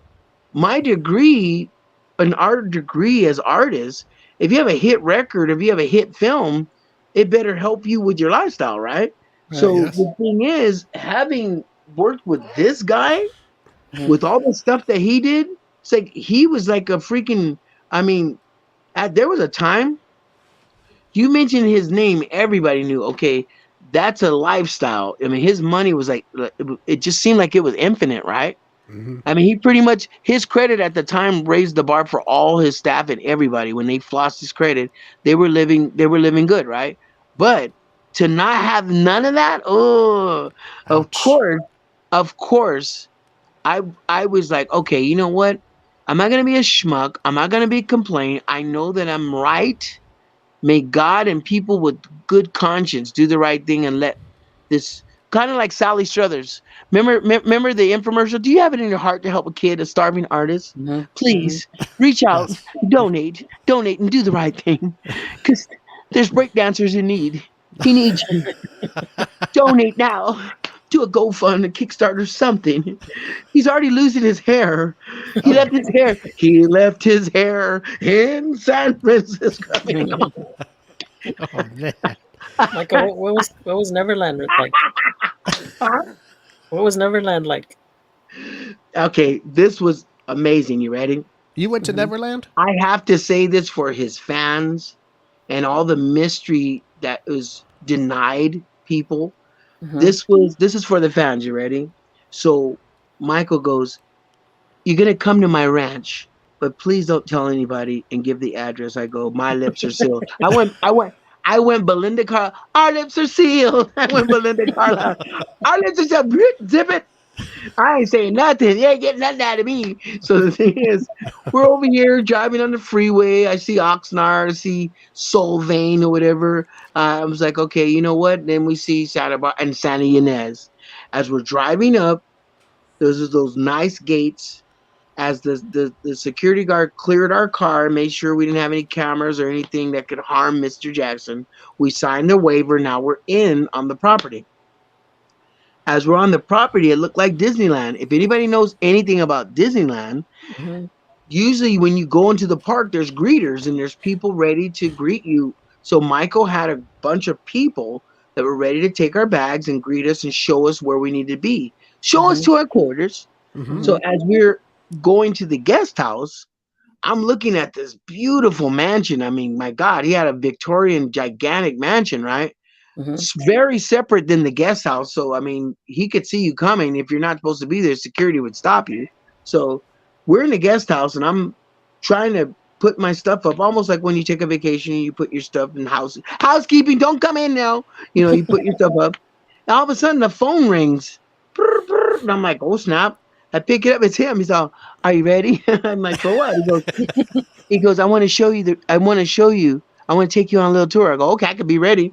So then he goes, "Come to the house." I'm like, "All right." So we go to his house, and he was a prankster. He loved playing jokes. The door just opened. He had it rigged. He knew we were coming, and the door just opened. I'm like, "Damn!" It was like a fun house, right? It's like, okay. So we walk in, and there was a really weird looking butler. "Good evening. Good afternoon." Okay.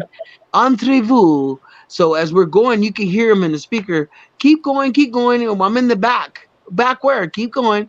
So you could hear him like keep going, and he led us to the back of the mansion, and the back of the mansion went to the grounds of the Neverland, right? So he's in the back, and right, it looked like there was like a laundromat or something right there, and sure enough, as we're waiting to find him, he pops up. "Gotcha!" I'm like, all right. So then we're like, whoa. So he's there with his nice red shirt. He had the same outfit that he had on in the video, "Liberian girl, you came and you cheered." Remember, he has that red shirt with the tie, and he's Yeah. acting like he's directing his own video. Yes. Mhm. He had the same outfit on, with his hat, because I guess his hat covered the sun so that he didn't get a skin rash. So he had his hat on, he had his red shirt and his little tie, and he's ready to show us around, right? So as we're coming out of the back door, first thing I noticed, he had these really awesome golf cars. He had like modified golf cars for people to be able to go on his ground because he had a valley. So to take a tour, it was almost like going to the San Diego Zoo or LA Zoo. You had to really take a tram or whatever to go around, right? I mean, to see Wow. everything. So Wow. yeah. So I saw the golf cars, but the thing that got me, this is the big kahuna. As we're going outside, I look like these two little kids in the distance. I'm like, wait a minute. they had like jumpsuits on. I'm like, what is that? I mean, there was like a little makeshift playground, and it looked like two little kids. And as we're getting closer, he had two chimpanzees loose. Oh, He wow. had two chimpanzees loose with their trainer, and their trainer was holding them, but they were dressed like kids. So in a distance, I couldn't see because all we saw were outfits. They had like little overalls, all right? So as we're getting closer, the trainer turns to me and goes, "Hey, do not raise your hands. These are wild animals. They will bite you. Don't even reach out to them. And if they stare you down, just stare at the ground like in submission." I did not argue because no, they're wild animals, those chimpanzees will attack you, right? Yeah. So, I mean, you could see the wild nature in their eyes because they're like, okay, go ahead. It look like Caesar. Okay. Oh, that's a Caesar, right? No, no, no. So I'm like, what Go are you ahead. doing with Caesar? So the thing, so I'm like, oh no, it's different. It's different. No, I was like, oh no, wait a minute, this is not a zoo. I'm in the enclosure. No, I literally, there was no fence. I'm like, oh no, it's happening. It's happening. I'm like, I'm literally in the enclosure. They're killing me, Larry. I'm like, whoa. We walked out and I got into the monkey enclosure. So now the fear, I could feel the fear because I was like, there's nothing that's going to prevent, there's no OSHA, no fire department. If I get bit, may God help me and people get me to the hospital because they're here, right? So both of the chimpanzees are tugging at me and they're grabbing me and I'm looking at them going, whoa, you can see their fangs, right? I'm like, wow. And then the trainer saw that we were afraid, so he kind of removed them from us. But usually when you go into their world, it's like they can dominate you because they're stronger than men, right? So with two of them, they could really beat you to a pulp, right? So, oh my God. So I was just like, one was Max and one was Alex. So my heart was beating, but at the same time, I was elated because that was a wonderful experience with nature, right? I was like, I was going to sing the Circle of Life. And the Circle of Life, it'll be, right? No, so I'm in the enclosure. So yeah, that was amazing. And then we got a chance to see his giraffes and his movie theater and all of his toys, and he even had a lion. I mean, he had a full-grown lion at that time. Oh man! And I was like, wow, man, this was amazing. This was a big step from him living in Encino with his mom. I'm like, wow, man, this guy's got. I mean, talk about going big. He had a whole valley, right? Yeah, this guy's he's over the top. Hey, it's like Sylvester Stallone's movie, Over the Top. He went. Hey, guess what? This was the icing on the cake. You ready? Okay. As we're taking the tour, I see this man and this lady on a horse coming towards us. Guess who it was? Gregory Peck. Gregory Peck was on the premises taking a tour on a horse with his wife, and he stopped and he goes, "Hey, do you want to meet my friend?" It was Gregory Peck. Oh wow. Gregory Peck stopped right there and he goes, "Okay, Michael, carry on." He's all distinguished. He's all distinguished. Well, carry on. Wow. And he's all, yeah, you know, he goes, I have a session that I have to do. Gregory's like, carry on. Thank you, Michael. We'll rendezvous, after you finish. Carry on. And I was like, that's the guy from the movie, the movie. Remember, there was a, not Orca, but remember the movie? I remember Gregory Peck. Eddie, tell him the movie. I can't remember. I know what you're talking about. The Whale. He did the Whale movie, and then didn't he do Mice and Men or one of those great movies where he was like a lawyer? Yes. What was that? To Kill a Mockingbird, right? To Kill a Mockingbird. Yes. Carry on. I was like, no. So of course I knew his distinguished voice. He's very distinguished. No, but that was Hollywood royalty on his premise. So I was like, I mean, he only rolled with like Elizabeth Taylor and the greats, right? But I got a chance to see him. Wow. That's No, Moby Dick. Moby Dick was the movie where Gregory Peck was still stabbing the whale, remember? If you look at the old movie, I remember seeing it on like Turner Classic Movies and then, of course, Kill a Mockingbird. And so as a kid on that premises, I knew this guy was somebody famous. And when I heard his voice, he told me, Michael's like, that's Gregory. I go, I know. Wow. I was like, wow, I know. It's him. Just no, right. that blew my mind. That blew my mind because not that long after that, he passed away. Can you imagine if I had a camera? Those would have been golden pictures, huh? Yeah. Just riding on a horse, huh? Just riding on a horse out there. No, but that's what he does. I mean, that's what he loved to do. It was all in the range. Wasn't Bonanza, Gregory Peck's here. But I mean, I was like, wow. No, that, you know what? That was an experience I'll never forget. I have to admit, I heard through the grapevine that Lady Gaga, Stephanie Germanotta, you know, in the shallow. I heard that Stephanie was going to buy Neverland and convert it into a museum so that the fans can see how Michael lived. I'm hoping that somebody will do this man dignity. And if it's not for him, do it for the fans, like Graceland. I mean, Graceland is still a tourist place where people could go to Memphis and see how Elvis lived and Priscilla. But the thing is, Priscilla, where's the Colonel? The Sun Records. But Michael kind of had the same glory, if not more. And you know what? I really feel if that's made into a museum, people could kind of see how this guy lived, you know? It was awesome, huh? No, it was beyond awesome. He had a barn, he had a theater. I mean, in his barn, he had a barn for his giraffes. His giraffes had to have their own enclosure. So the barn was like kind of like an airport hangar. It was huge. Giraffes are not small. So he had 3 giraffes, Kareem, Abdul, and Jabbar. Oh, wow. So, yeah. No, the baby was Jabbar. And one of the, the mom and the dad were there. So I got a chance to meet him. And I tell you, man, that was intimidating because we walked in that barn. He goes, okay. He goes, don't reach out for them. He goes, they'll come. And we went up on this gigantic plank. It was like maybe 4 or 5 feet as we went up. And we're on this catwalk. And then the biggest one, no. I think it was the mom. The mom was kind of medium. She came and she was like looking curiously to see. Because usually I guess they feed them. People could feed them from that plank and be safe. So the thing is, they acted like we had something to feed them because they came straight up to us and kind of nudged us with. Gosh, Eddie, What's going on? I don't know. We're losing him. Yeah. All right, let's see if he pops back on and give another plug for his book. I don't know what happened. Maybe he's doing the Michael Jackson dance. Michael, can you hear us? Oh boy. All right, Eddie, do you remember the book?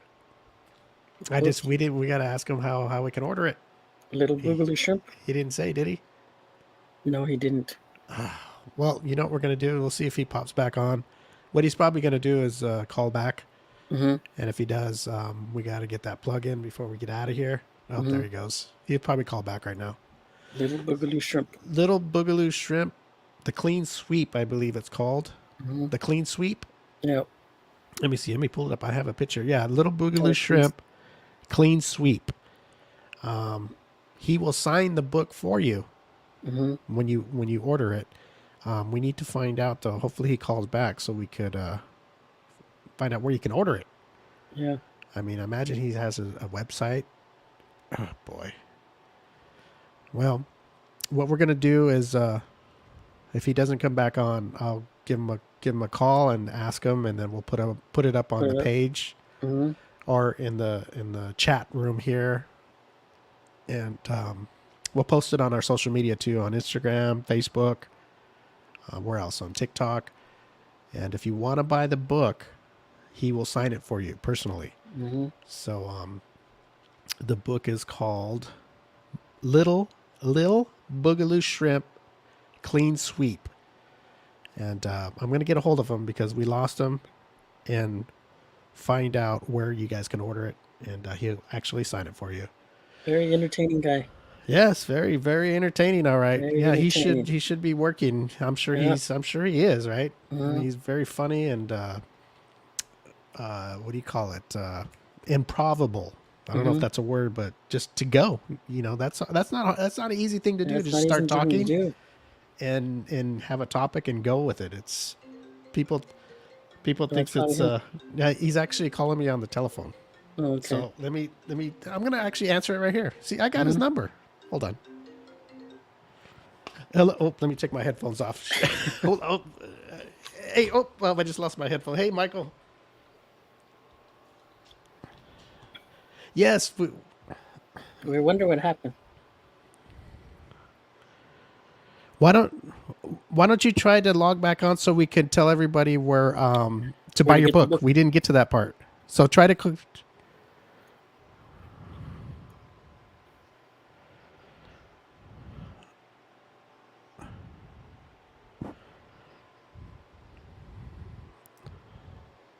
Okay.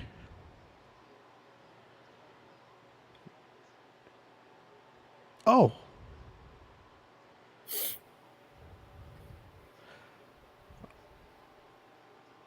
Oh, no. We're waiting for you. Okay, we'll wait for you. Okay, bye-bye. Okay, let me see here. I lost my headphones, Eddie. I lost everything. Okay, so what we're gonna do? Anybody that wants to buy the book, instead of buying it on a website, he wants people to buy it From him. straight from him. Okay. So if he can log back on, we'll find out. You can actually buy it straight from him. Okay, I'm back. Can you hear me? Yeah. So he's gonna try to call back right now, and I was telling him, hey, if there's a website, and he's like, you know what? If people who want to buy my book, if they can buy it straight from me, that would be better. So if he comes back on, he's going to tell everybody how they can get a hold of him directly. Oh, wow. So that's pretty cool. What do you think? I think that's pretty cool. I got his number, cool. Eddie. I got Turbo's phone number. Mm-hmm. I used to watch the guy on the movies. That's pretty cool.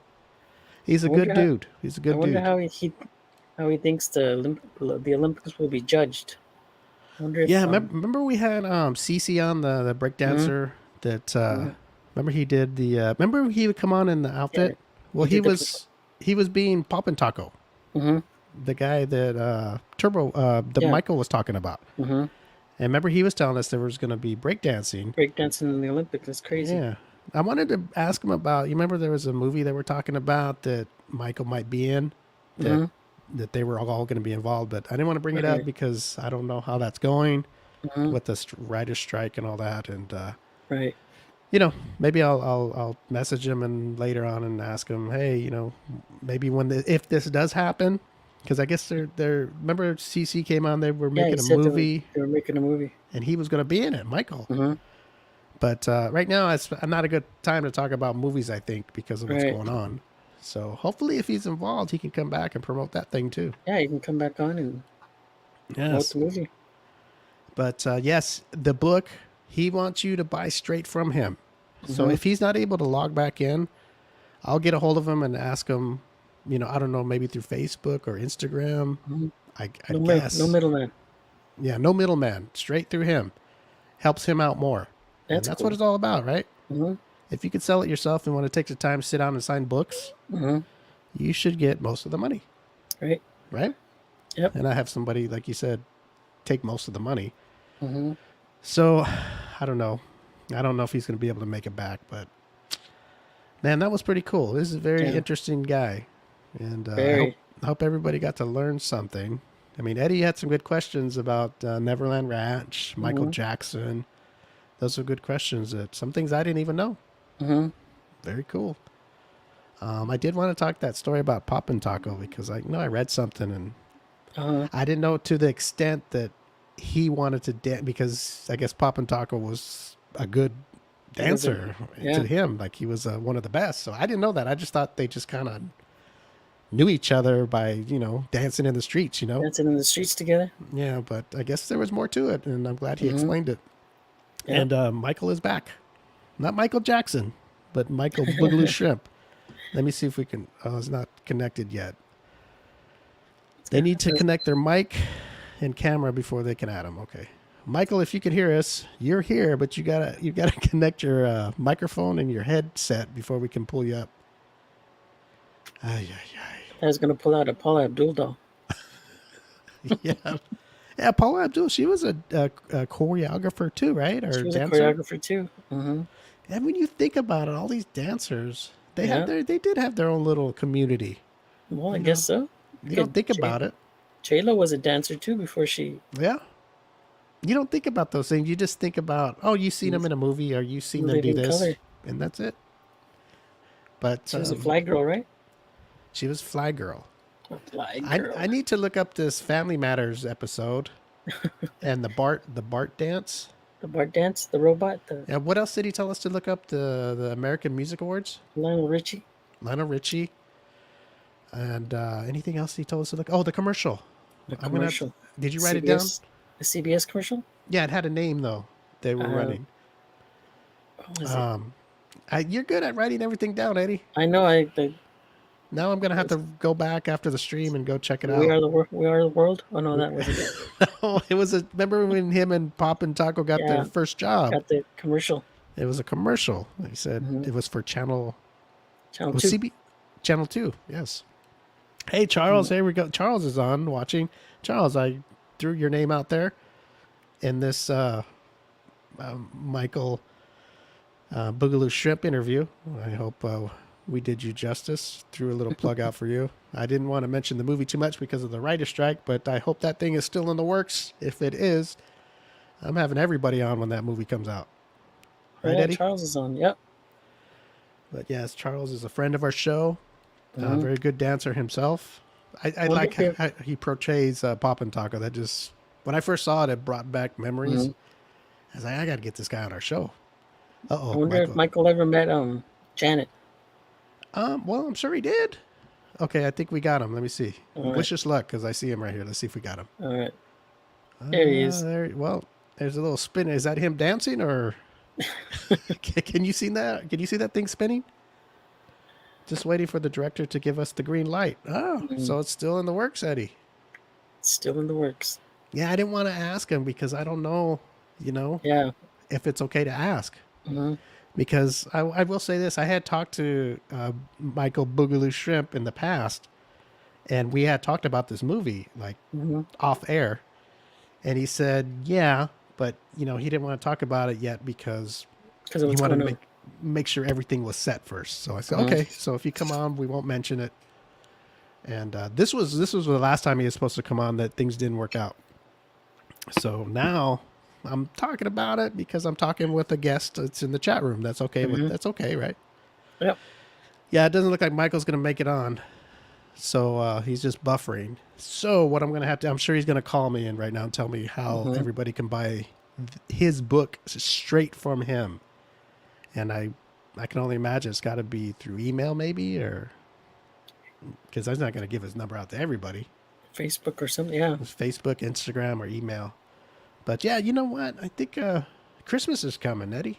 That'd be a nice book. If he signs it, that's pretty cool. He's taught Michael Jackson. He was Michael Jackson's student. No, I mean, Michael Jackson was his student. Yes. You know how rough that could have been to be that student and all the dances that he put together. And nobody knew that he was the one when Michael Jackson's doing all those cool moves and going, man behind Michael. the dance. Yes. The man behind the dance was Boogaloo Shrimp. Now, I can see how that hurt, but he did get his justice with, like he said, The Simpsons, where Michael gave him credit in the credits. Let me see. Oh, here he is. So, okay, what I'm going to do, I got to take my headphones off. I'm going to, whatever he says, how to get a hold of him, okay? So, Eddie, talk, okay? Okay. Well, yeah, very interesting. Hello. Boogaloo Shrimp.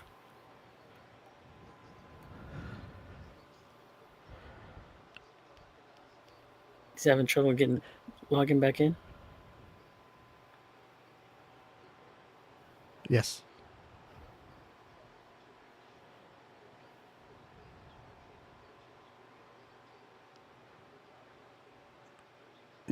Yes.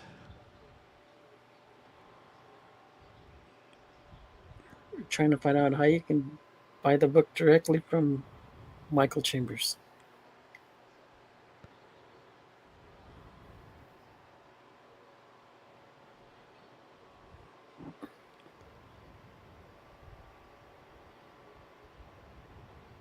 Yes.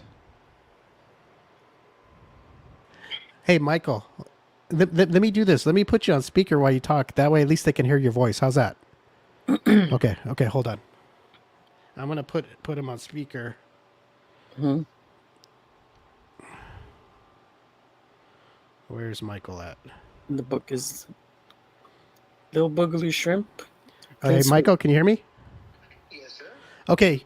Yeah. Why don't you just tell me or tell everybody what you just told me right now about the conventions and all that good stuff?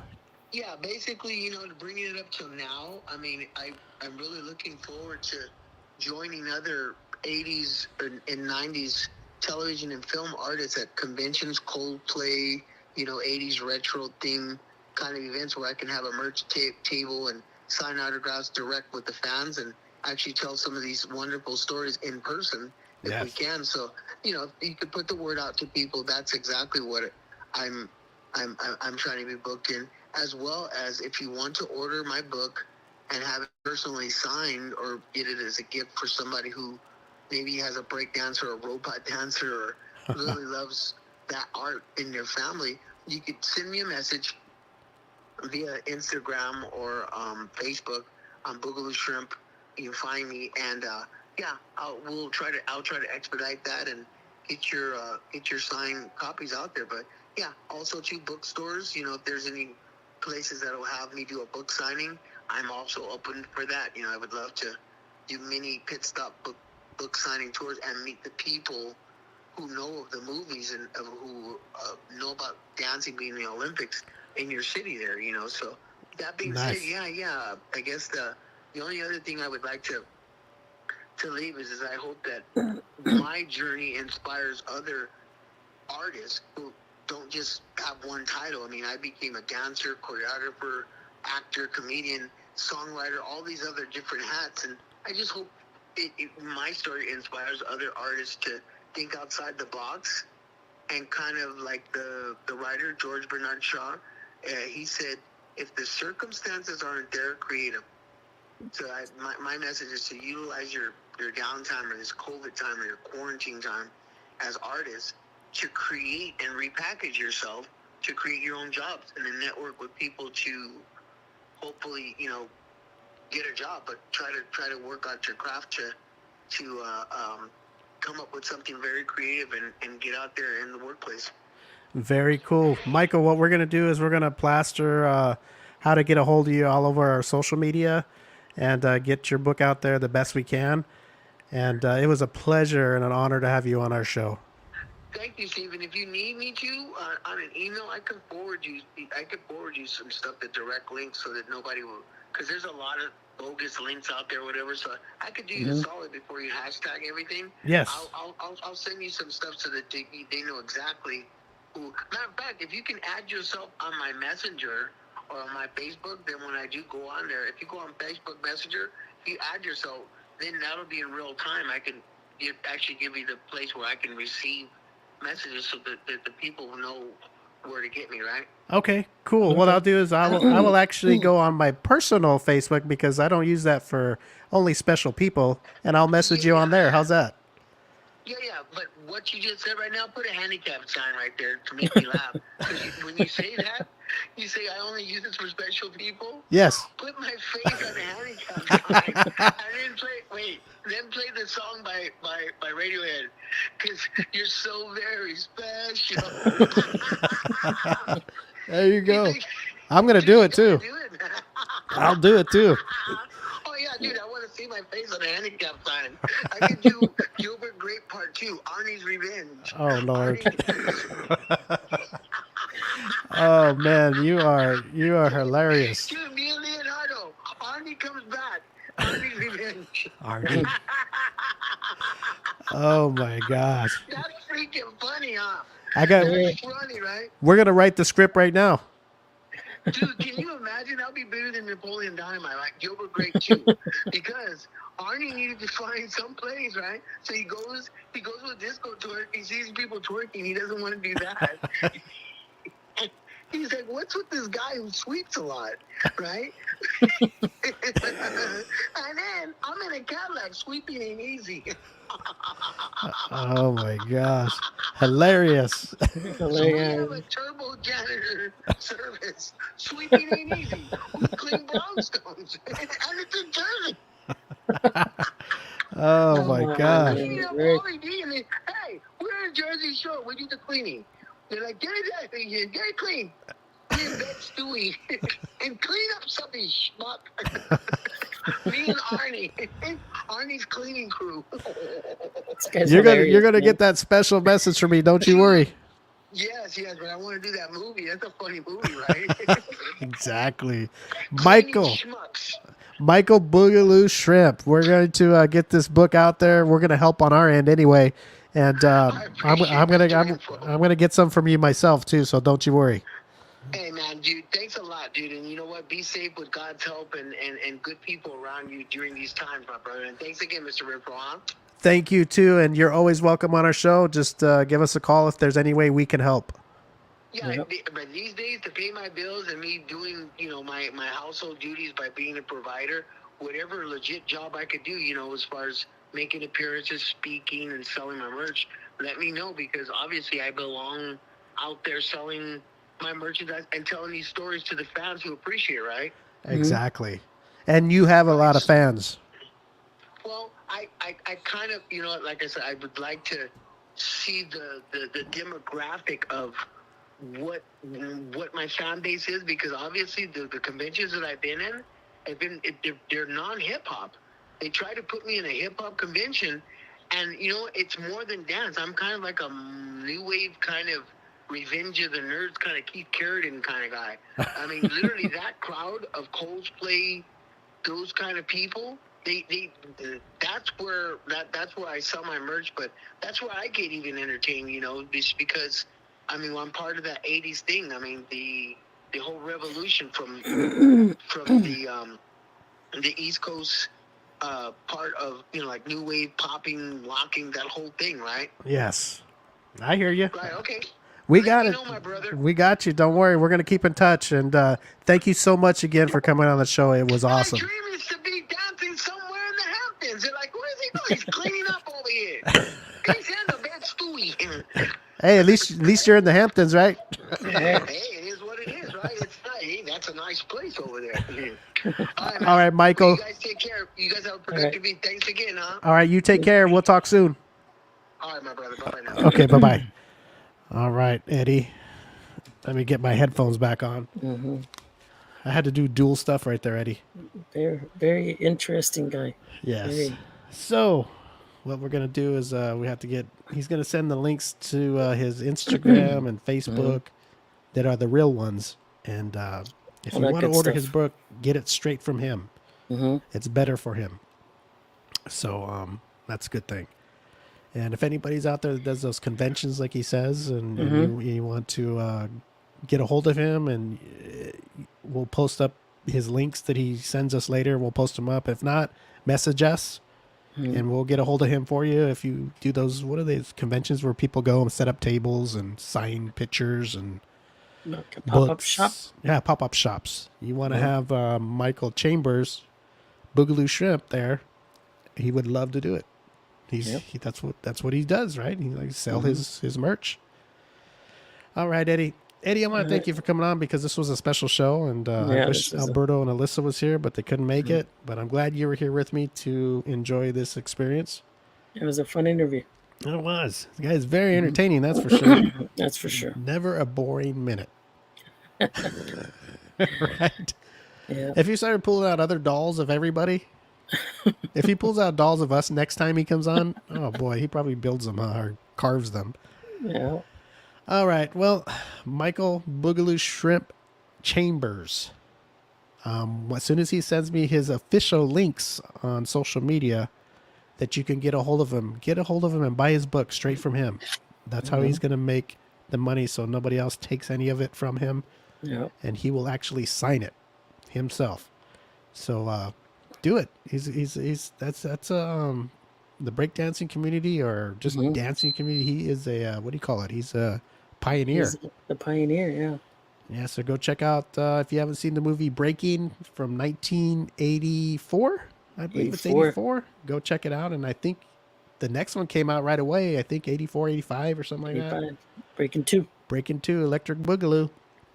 Go check him out and check out Turbo. That's who we just had on the show, and he's a really good dancer.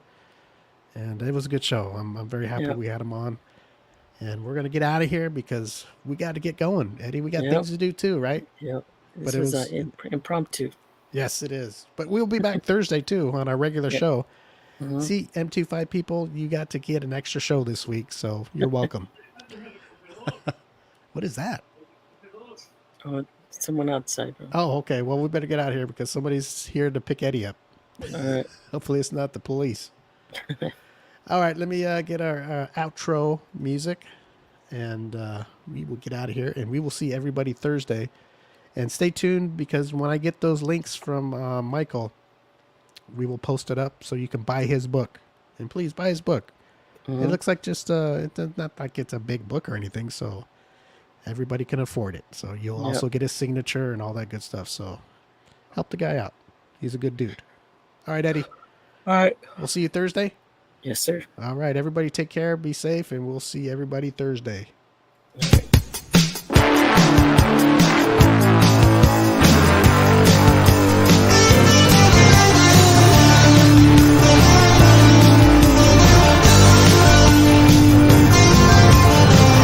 Memories in high school flames,